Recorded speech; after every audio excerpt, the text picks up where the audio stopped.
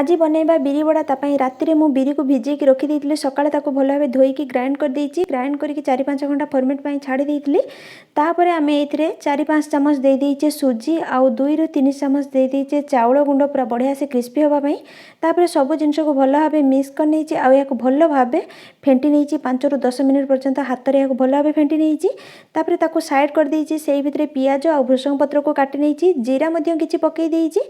तो बिरी बड़ा छाणीबा देखंतु मु आपन को आगरु देखै दोछि बिरी बड़ा केते सुंदर क्रिस्पी आउ पूरा मार्केट परिका हेइछि। तो चलंतु सेमती केमतीका आमे छाणीबा सेटा मु आपन मानको देखौछि।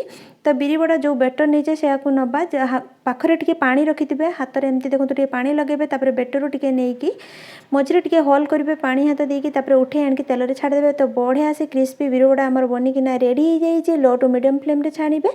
जदि वीडियो भल लागिछि वीडियो को लाइक शेयर सब्सक्राइब करबा को बिल्कुल भी भूलिबेनी। आउ क्रिस्पी क्रिस्पी बिरी बड़ा छाणी के शीत दिन रे बहुत सारा एंजॉय करंतु। जय जगन्नाथ।